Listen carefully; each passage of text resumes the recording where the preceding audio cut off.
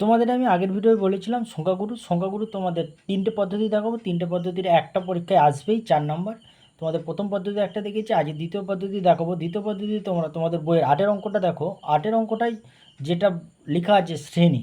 এবার তোমাকে যখন পরীক্ষায় শ্রেণী থাকবে, শ্রেণীতে লক্ষ্য করবে যে এগুলো প্রত্যেকটা দেখো। ওর 7-এর অঙ্কটা দেখো 0 থেকে 5, 5 থেকে 10, 10 থেকে দেখো কোনো সংখ্যা ছাড় না এইটা। তারপরে 8-এর অঙ্কটা আছে 45 থেকে 54, আবার 54-র পর দেখো 54 না হয়ে 55 হয়ে গেছে, 64-র পর 65 হয়ে গেছে, 64 হওয়ার কথা ছিল। এই অঙ্কগুলোর ক্ষেত্রে তোমার প্রথমে হচ্ছে যেটা দেওয়া আছে শ্রেণী, ওটা হচ্ছে শ্রেণীর সীমা। এই শ্রেণীর সীমাটাকে তোমাকে শ্রেণীর সীমানায় পরিণত করতে হবে।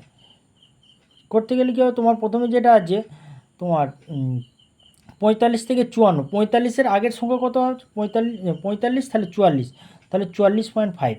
আর এটা যেটা আছে তারপরের হচ্ছে 0.5, এর সংখ্যার আগে 0.5 করবে, তার সংখ্যার পরে পয়েন্ট।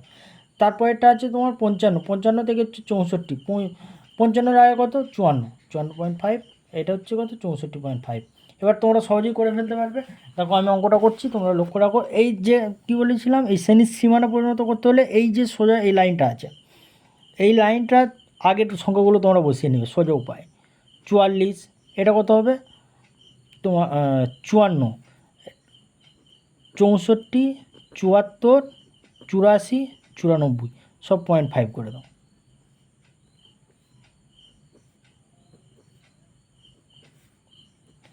হয়েছে? তাহলে এবার এগুলো যা আছে তার গায়ে 0.5 বসিয়ে দাও।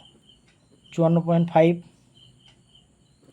64.5, 74.5, 84.5, 94.5, 104.5 হয়ে গেল।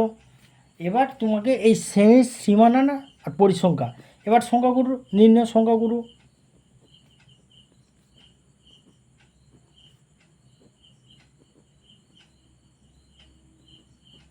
সূত্রটা কী বলেছিলাম, এল প্লাস, দেখো F1 মাইনাস F0 বলেছিলাম না, 1 থেকে বিয়োগ করবে। আর উপরে যেটা আছে মাইনাস F0 মাইনাস F2, দেখো 2 দিয়ে আরম্ভ করছে, 2 শেষ গুণিত H। এবার মান, সংখ্যাগুলোর মান এইখানে সবচেয়ে বেশি কত আছে 32, 1টা 2টো 3টে, তাহলে এই F F F এটা 0 1 2, তাহলে F0 F1 F2। আগে তোমরা চিহ্নিত করো, এইটা হচ্ছে সংখ্যাগুরুর সীমা, মানে এইটা তোমার হচ্ছে এইচ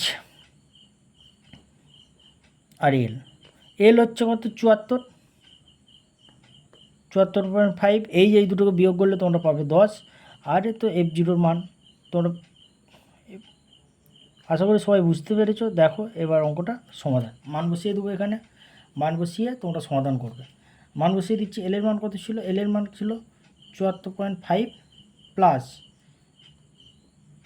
74.5 প্লাস F1-এর মান হচ্ছে 32 মাইনাস F0-র মান হচ্ছে 19, 2 গুণিত 32 মাইনাস F0-র মান হচ্ছে 19 মাইনাস F2-এর মান হচ্ছে 12 গুণিত এইচের মান হচ্ছে 10। তোমরা সবাই ক্যালকুলেশন করো। ক্যালকুলেশনের ক্ষেত্রে আমি তোমাদেরকে প্রথম কি বলেছিলাম, যে এলটা হাত দেবে না, পরপর তোমরা মানগুলো দেখো এইখানে পরপর দেখিয়েছি এবং এই মানগুলো এইখানে বসিয়েছি। এই দুটোকে বিয়োগ করবে, 32 থেকে 19 বিয়োগ করলে হবে 13, এটা 32 দুগুণে 64, 64 মাইনাস 19 মাইনাস 12 গুণিত 10,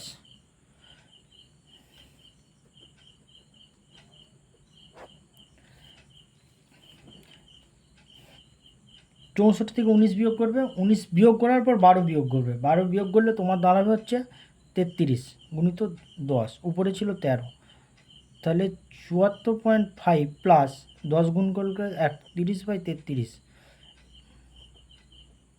আশা করি তোমরা সবাই বুঝতে পেরেছো। এটাকে ভাগ করবে, ভাগ করলে বেরোবে 3.939। এটা প্রায়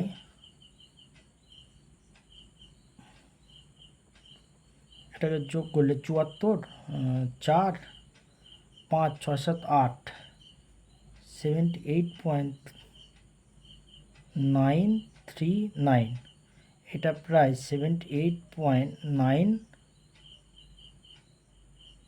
978.3